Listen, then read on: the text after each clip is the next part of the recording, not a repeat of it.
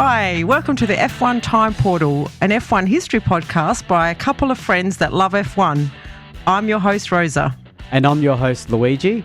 And today we are rating drivers from 1952 for our special series, the Time Portal Championship. So let's go.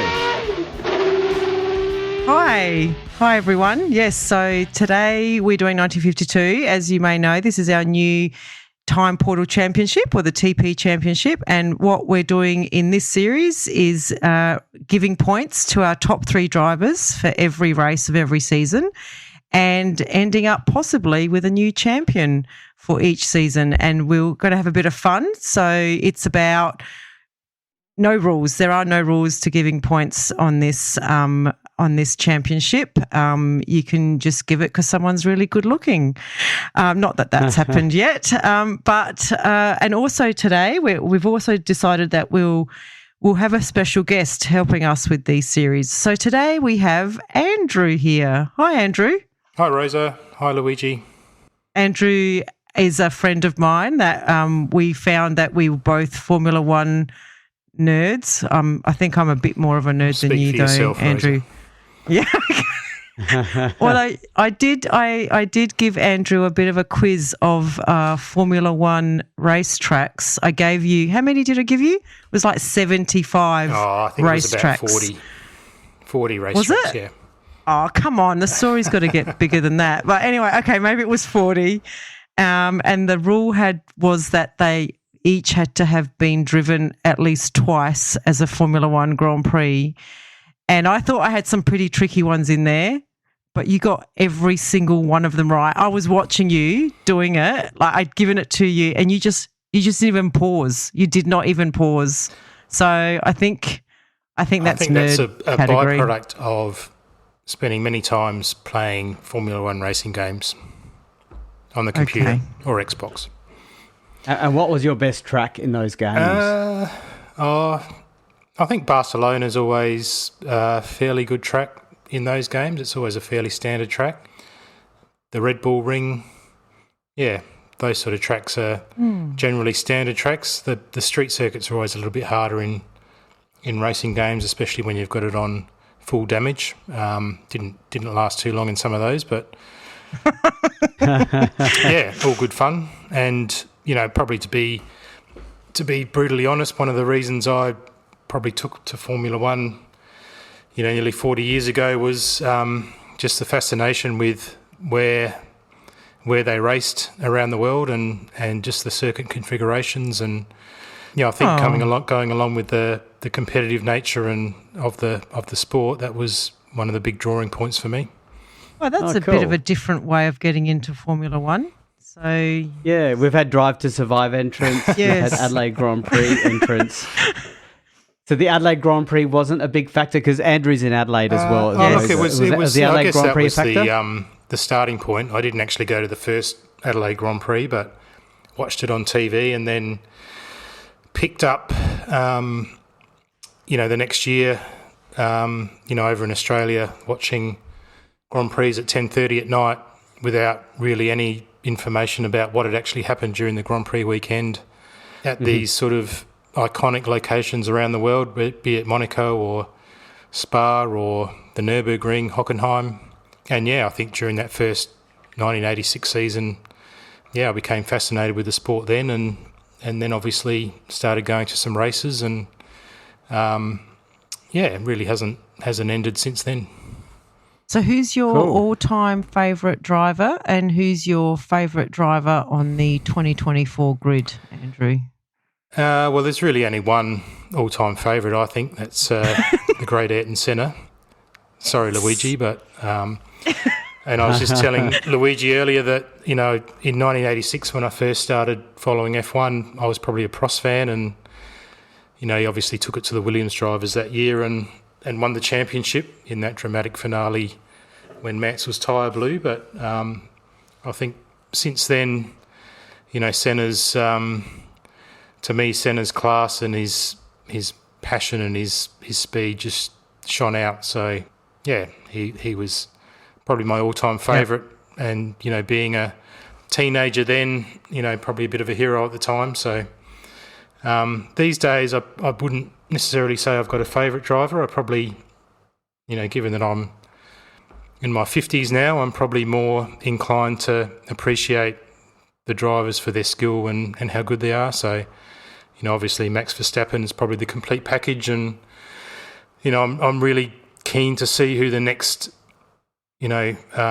champion driver is going to be after Hamilton and Verstappen. Is it going to be Leclerc or Sainz or Russell or Norris? That's probably the exciting part. Which one's going to step up. So, see how that goes in the next few years. Great. Interesting. Well, Okay. I'm looking forward to your. We have had many arguments about Formula One and drivers and who's better. So this week's going to be an interesting exercise, especially because this is all opinion. This is just all opinion. exactly. Yeah. Looking forward to it. Yeah. So one of the things I was going to mention was the points. So what we have done is we have tried to mirror the championship points of the season, but we're only doing the top 3 drivers that we choose. So, for example, the winner gets 8 points, second place gets 6, and third gets 4. Now, that's for each of our picks. So Rosa has her own set of 3, I have my set of 3, and Andrew has his set of 3. And then we add them all up. So it's not going to be just one person's opinion that wins. It's a blend of all our opinions. So we are going to determine who was the real champion of 1952, not necessarily who won the championship. And I'd like to thank Nico Rosberg for this inspiration for his 2016 World Championship, which no one really respects. Oh, come on. I respect it. Look, I'm not pro Hamilton, by the way. I'm just anti people that win championships when maybe it was just a little bit lucky. Okay. Yeah, look, I think you're being a bit harsh, but yes, basically drove him to retirement. He put that much effort into it, so he deserves something for that. Pretty surely. much. Yeah, whether he can have whether it's a world 2016. championship or not, well, that's debatable. But Yeah. And can I just say that not everyone on this episode has followed those rules of 3 drivers with those points. So I've heard. yes, so we'll get to that, and it made collating it very difficult, actually. Yeah, and it's not necessarily the drivers that get the points. It could be a team manager. It could be a team. It could be, and you'll find some surprises. That's right. In the future. Oh, so we'll see. The only rule about this is that there are no rules. Correct. Okay, well, Louis, do you want to start us off with race 1 and give us a bit of a summary on what happened? Yeah, no worries. So these are very short summaries. Yeah, so for those listening to this, this is not a review of the race like our main podcast. This is just like a fast 3 or 4 sentence summary. So we remind you of the race, and then we go straight into our picks. So the first race is the Swiss Grand Prix. This was following new F2 rules in place. Remember, because Alfa Romeo pulled out, they changed the rules to F2 to make them have a full grid, essentially. And there was a debut of Sterling Moss in this because of that new change in the formulations. Farina got pole position, followed by Taruffi and Manzon in the Gordini. So yes, it's pretty good for a Gordini to get third on the grid. Ascari attended the Indy 500, so he actually missed this race. Berra had douses of water on him to cool him down because of a broken exhaust pipe, which obviously caused big heat in the car, but he still came third. Farina retired early, and he takes over Simon's car in the other Ferrari, and he even takes the lead again. So he takes the lead a second time, and he retires again. So Taruffi actually wins in the Ferrari, and we call him, he's not one of the main players. So this is a bit of a surprise result. So, Rosa, who are your top 3 from that race and why? Okay, so I'm going to start from third. I'm going to give Taruffi the 4 points. I mean, he pretty much inherited the win, but it was a good job. He took the car from the start to the finish, which was a big deal back in those days. I'm going to give Farina the 6 points. Like, he led the race twice, and he would have won had it not been for the unreliability of the car, which again was a big factor back in the day. And I'm going to give Berra the 8 points. He finished third, and even though he finished third, he overcame extreme heat conditions in the car due to that broken exhaust. So I'm going to give him props for that. Okay. Any comments from you, Andrew, on that? I've got no... I quite like your top three. I think your top three is better than mine. Oh. Yeah, look, I probably didn't... Well, not having not been there, I can't comment firsthand, but I didn't really rate Berra, but that doesn't mean that it wasn't a good drive. So, yeah, happy with that. Yeah, big result to give him first. Yeah. So mine, I gave Fisher third place. He started sixth and came second. Yes, it was a high attrition race and a bit of a boring race, but he got the goods and landed it. I gave Berra second place. He did well to come third despite the challenges that Rosa explained already about the exhaust and the heat. And I gave Tarufi first because he did get... It's probably his only win of his career, I think, and it was a solid win. But in hindsight and having listened to Rosa, I sort of wished I wish I put Farina in the top three. He would have been easily fourth, but I sort of regret him not being in there. Okay, well, Andrew? I went a little bit of a different tack. I went Sterling Moss for 4 points. I didn't actually think the HWM was top of the class in that year, so the fact that he was able to drive from 9th up to 3rd when he retired, I thought that was... That's a good pick. Admirable. Yeah, that's good. Tarufi, 6 points. You know, at the end of the day, he qualified 2.5 seconds behind Farina and probably inherited the lead a couple of times. And I actually gave Farina the 8 points because he took pole, he drove into the lead twice, and I think through no fault of his own retired. So, yeah, he gets the 8 points from me. Yeah. I quite agree with that. I like it. I like the fact that you've included Moss. I think you're picking up on a very big kind of pattern of his career. So I'm glad you've given him points, even though he didn't finish the race. and Rosa also loves Moss, so I do. She's probably kicking herself now for have given him points for it. I can't fit them all in. I had to. Well, there's ways you can do that, Rosa, but we'll get to that later. Yes, I know. Yes. Yeah. So, do you want to do the total, Rosa, the cumulative as we go? I can do that. So, yeah, Tarufi's in the lead with 18. I'll just do the top three because otherwise we'll be here all day. Tarufi's in the lead on 18, and then Berra and Farina are second and third, or joint second on 14, and Fisher and Moss are joint third on 4. Okay, so we're up to the Belgium Grand Prix, race 2. There's only 6 races this season, by the way. So race 2, Fagioli passed away prior to this race, and we just give him a brief commemoration that he was the guy who did his famous mic drop in the 1951 race where he didn't like giving his car to Fangio and he retired from Formula One on the spot. But he was also in his mid-50s. Yes. So that's a bit sad, so we remember him. So Mike Hawthorne made his debut in this race. Ascari got pole position, followed by Farina and Tarufi. Berra stormed into the lead at the start, which is pretty impressive, but Ferraris regained their rightful dominant places. But it was ultimately a processional race, with Ascari winning, Farina coming second, and Manzon coming third in the Gordini, which was amazing because he even qualified 4th. So Rosa, what's your top 3 and why? Okay, so I gave my 4 points to Hawthorne. I thought he was actually really good on debut, that he was 4th on debut, and he was relatively young comparatively. Like everyone really is around 40, mid-40s, and he was 24, I think. So I think he did a good job getting into 4th, so he got my 4 points. And also driving a Cooper, so... Yeah, again, absolutely. Probably, that's right. Yeah. Quite underrated against the Ferraris. Yes.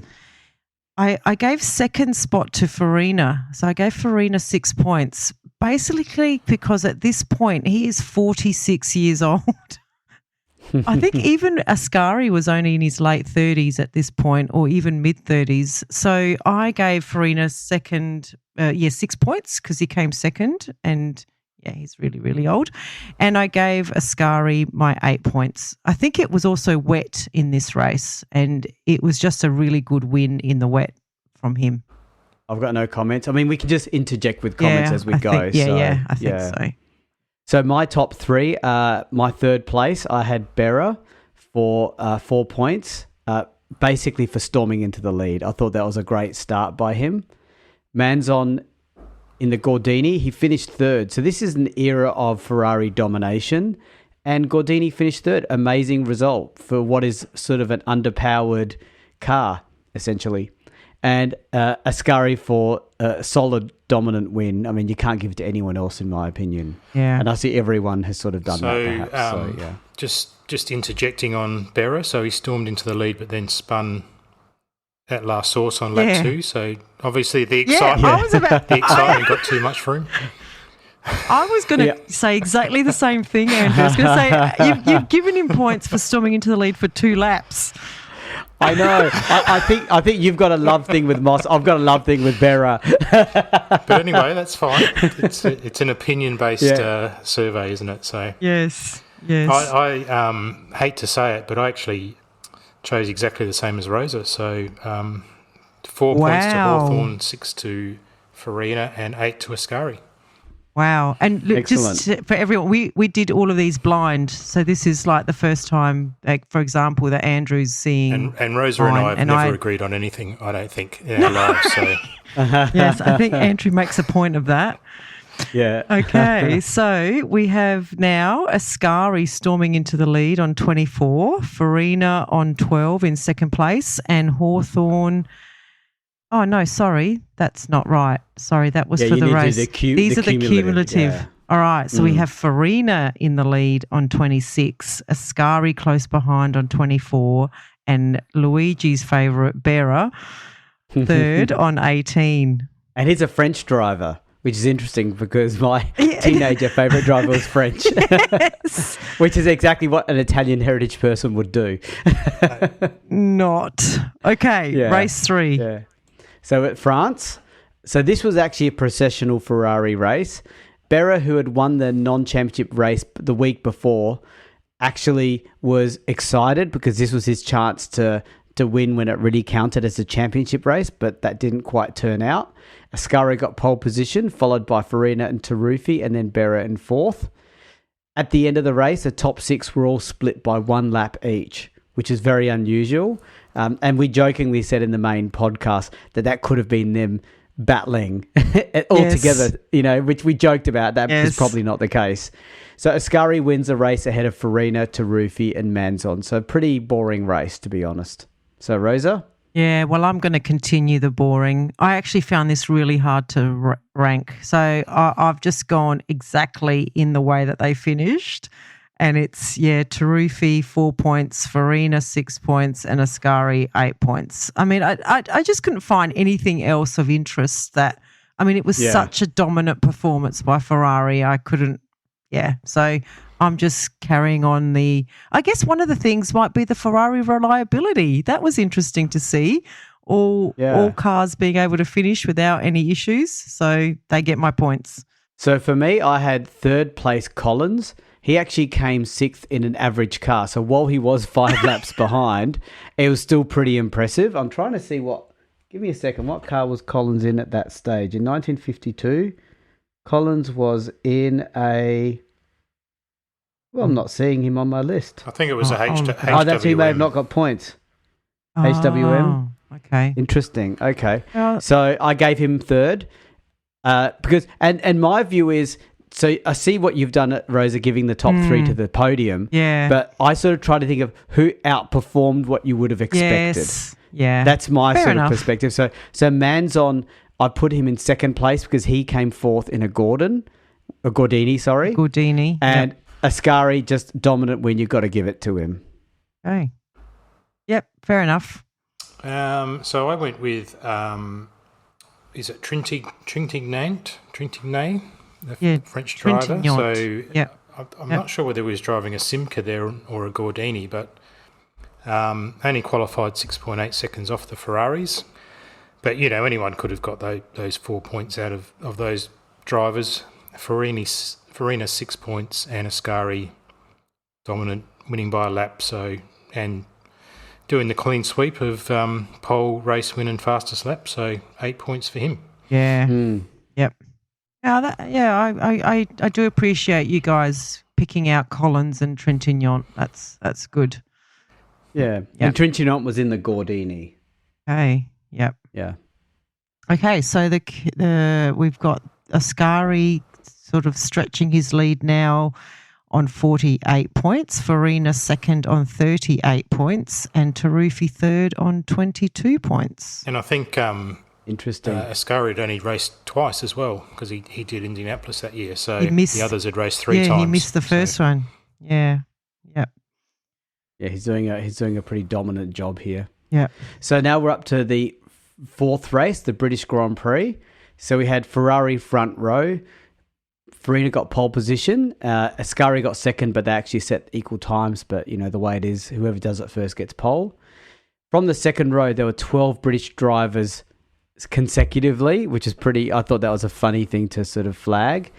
And Poor, the driver called Poor, Poor, he actually, in the Connaught, he shot up to third from 8th at the start of the race. So I seem to have a soft spot for people that do amazing starts. So I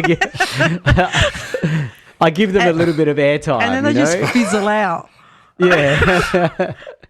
And I can see I've even put him in my rankings as well. So Ascari dominated the race. Hawthorn in the Cooper finished third, which was quite impressive. So over to you, Rosa. Okay, so I gave Farina my 4 points. As I said, the guy is really, really old and he still finished sixth after that huge pit. There was a huge pit stop in this race where it put him down to ninth. Something went wrong. And so, he still kind of got it back up to sixth. So I thought that was good effort. Hawthorn gets my 6 points. First podium finish and from seventh on the grid, so that's pretty good. And as Andrew said, in a Cooper, so that's a good effort against Ferrari domination. And Ascari just dominated the race from P2. So I gave him the points.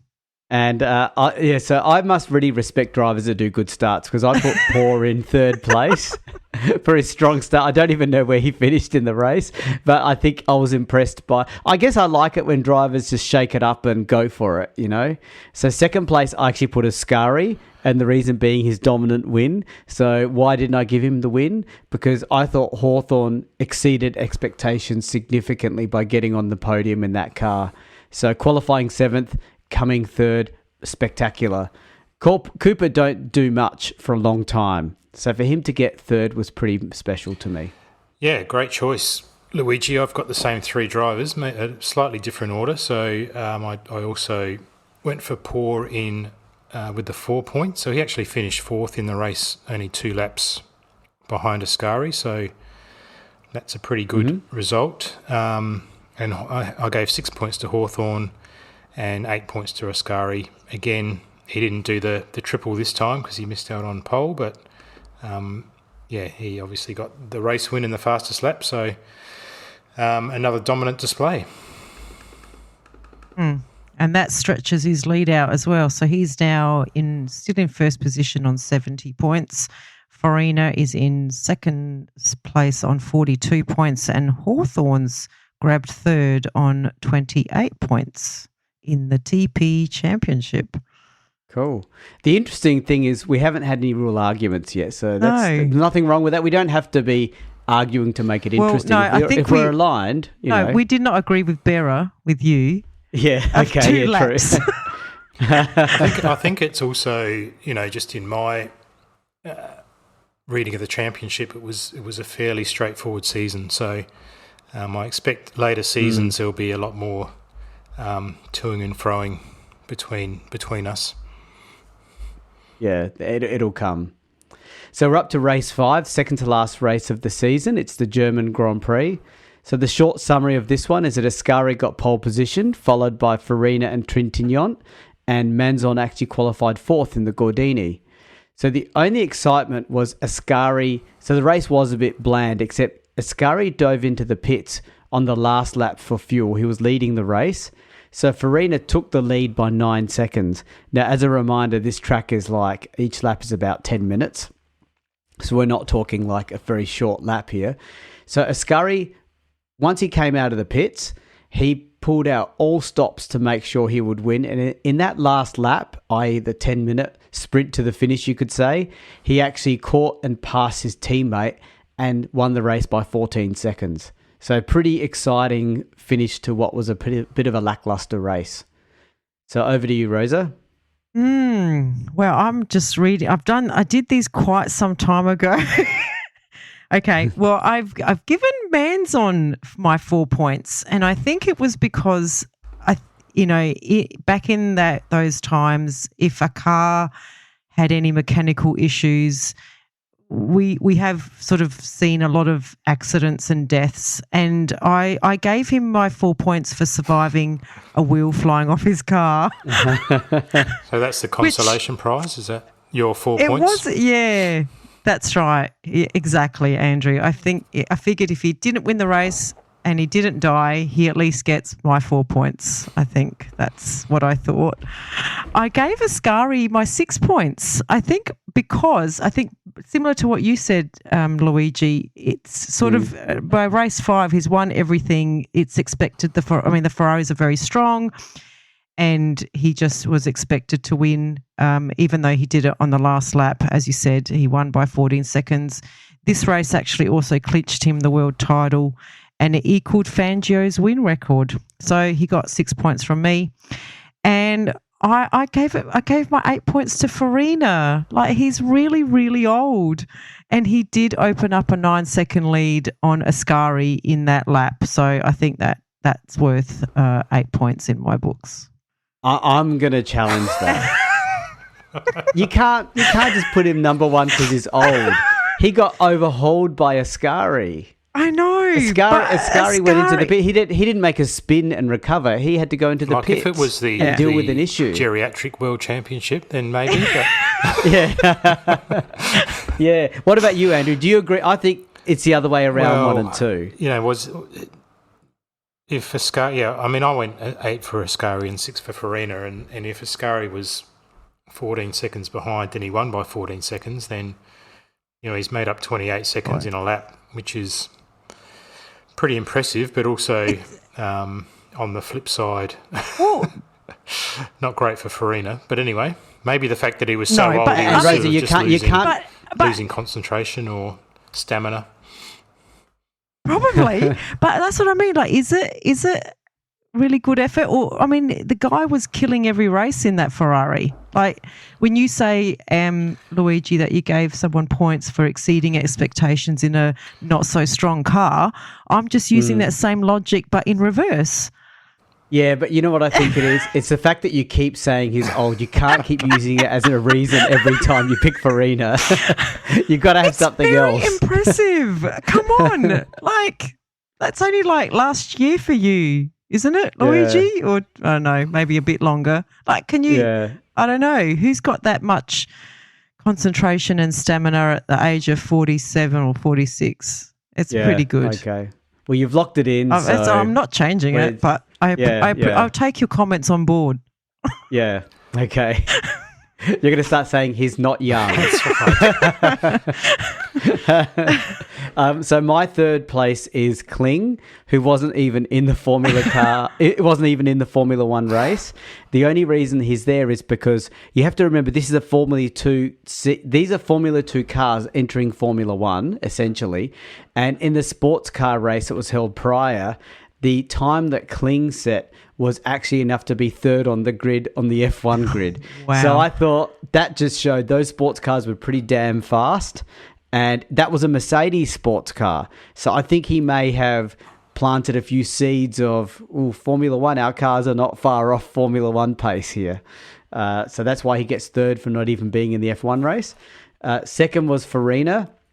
And my words were, boring result, who else? So he basically finished second. He did what he needed to do. I just couldn't find anyone else more worthy. That was all.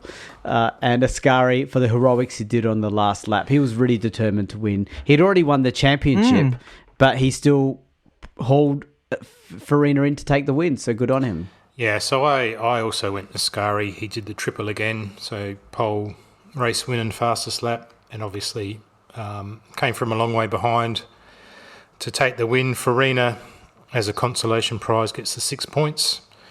And I gave the 4 points to Fisher because although he was still in a Ferrari, he was the only other one on the lead lap, be it 7 minutes off the lead. But that deserved the 4 points in my eyes. Okay. Now, Andrew, I want you to read out in your notes, why did you put Farina second? You got to say it. I'm just trying to see what I actually wrote. No. Do you want me to tell you what you wrote? Yeah. I just think, I said he can't keep up. Really, that was it. Oh, yeah. That's guys. Rose's number one pick. Yeah. Rose's number one pick can't keep up. he was the inaugural world champion. Come on. Where's the respect for skill and age? Yeah, okay. Okay. So we have Ascari still pulling out a lead over Farina. He's on 92. Farina is on 62 and Hawthorn is on 28. Last race. I'm just mentioning there's 2 races to go, I think. 2 races, yeah. But I was going to say Tarufi's on 22 and I'm just checking. He was on 22 from race 2 onwards. Yeah. How old was Tarufi at the time? I think he was a young guy. Driver. Yeah, he was a young driver. He was younger than Farina. Yeah. Yes. Oh, yeah. Well. Everyone was younger than Farina. Maybe Farina needs, 1.5 times all the points. Yeah. We have to do age modified points. Weighted points. Yeah. Yes. So we're up to race 6. This is the Dutch Grand Prix. So the short summary there is Hawthorn got on the front row in the Cooper alongside Ascari and Farina. So these are 2 dominant drivers in dominant cars. So for Hawthorn to get up there was pretty big deal, and it actually got Enzo's attention, Enzo Ferrari. It was a processional race as Ascari won. Moss provided some entertainment, though, by passing half the field in his ERA. Ascari wins, Farina second, Villarace third. So Ferrari podium. So Rosa. Okay. I'm just reading what you wrote about Farina. I'm trying to. Are you dealing with your own age mortality? No. No. I put Hawthorn. He gave him 4 points. He qualified second, I think, Luigi, as you said, in that Cooper alongside very dominant cars. He finished a strong 4th, so I thought that was a really good result for him. I did give my 6 points to Farina. He qualified second, he finished second, and he's now second in the championship. Good on him. And he's really, really old. And then I gave Ascari my 8 points. So my notes say that he's still winning, even though he won the championship in that last race. It's his 5th consecutive win. And 5th consecutive fastest lap, I think, which Andrew's been mentioning. 7th victory in total. He was breaking Fangio's record for the most World Championship race wins. So, he didn't put the Q in the rack after winning the championship. He's still going really hard and strong. So he gets my 8 points. Not like Hamilton, who tends to win the championship and exactly. then fade. He just goes, I'm on a holiday now. I'm just going to take it easy. Yeah, exactly. Yeah. And I like your strategy, Rosa, because by going for the really, really old positioning on Farina, you're capturing an older demographic. They're probably the ones that have more money. Yes, so they can support the podcast. Yes. Although they're going to be they'll be in their 80s or 90s now if they remember even watching Farina in these 50s races. But I'm here for you guys. I'm here for you. Yeah. It reminds me of something that I think is worth sharing because I think it's quite funny, that when Bernie Ecclestone, who was like the Formula One king until Liberty Media bought the rights to F1, I think about 6 or 7 years ago, they asked him, why didn't you do social media? Why didn't you do all those things? And Bernie Ecclestone's infamous response was, social media is for young people and young people can't afford Rolexes. So, and for those of you that know, a lot of Grand Prix have Rolex as a major sponsor, including the Australian Grand Prix. Yes. And most young people can't afford Rolexes. So, yeah. Anyway, I didn't have much of reasoning for my top three. I had Moss in third place for a really strong catch-up in the race, so really good credit to him. I had Ascari in second place for a very strong win, and I had Hawthorn in first for not just a front row, but a really good result in the race. So Hawthorn gets my number one position rank. That's very generous of you there. Yeah, I went the same way as Rosa, actually. So I went Hawthorn, Farina and Ascari with the 8 points. Again, are you now agreeing about Farina's age thing? Or? Look, at the end of the day, he finished 40 seconds back, but, he was the only one else on the lead lap. So I think he deserves the 6 points. Villaraci was also on the lead lap, but also in a Ferrari. So, yeah, I gave him 6, but, I do take Luigi's point about Moss charging through the field, and I didn't really pick that up, but he still didn't finish. So, and I don't care if they finish, as you know, because I rank people when they start. I seem to rank people as where they finish on the first lap, Luigi. yeah, pretty much.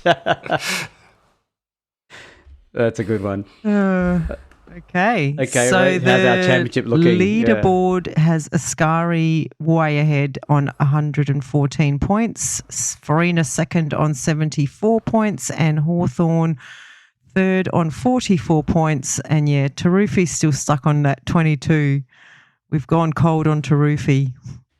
In fact, I think Tarufi was removed from the Ferrari team and replaced with another driver. I actually think he was replaced by Villaraci, wasn't he? Yeah, I think so. Yeah, so okay. Quite funny that. Yes. So we're up to the last race of the 1952 championship season, so the Italian Grand Prix. There was only 24 drivers allowed to start, so 10 drivers had to be eliminated through qualifying. This was also the race where the new Maserati came on board with Gonzalez driving it, and he did very well to qualify fifth in this all-new Maserati car.